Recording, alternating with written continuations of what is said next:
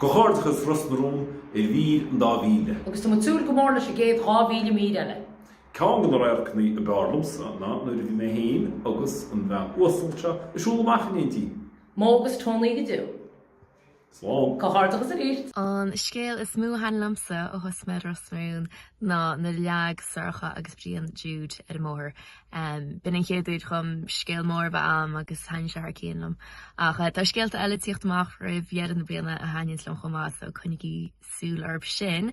Ach iad má chobar dúil a bheith mar chuid chláán Rosmarún agus gur mí má agaí is socht breanúirin agus 2,000 episód baintach hain. Tá Rosnaún I cileadh 2,000 episód is mór a teachtairí sin cohortachas le cholaganna bhínta gabhaid ar a glár agus gur míle má I gur lucht féchanna tílis as achta go takeíocht ar fad.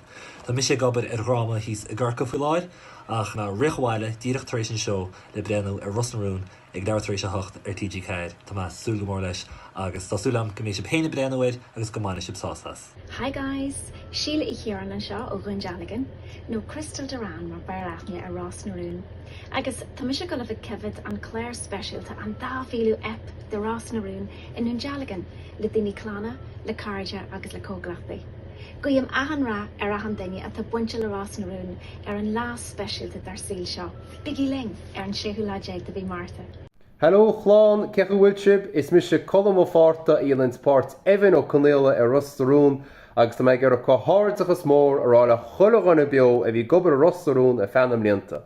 Tá mu éis 2,000 episód ó bhaint amach agus is mór an éachta sin agus le súlam go mé mu duna 2,000 episód eile amachchaite. Gur míle mágaí. Rosnaún a cruile 2,000 episód céiseacha tá écht dochreite dintagaí agus tuid ar fad a súil go mór leis a geilere go hard is mór líb. Well anocht tá episode a 2,000 de Rosnaún go le má agus is éhar éis agus brád go le lehéid a tarlar.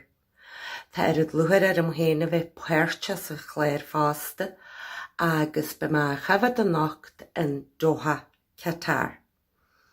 Slán agus tifmag an Welsh.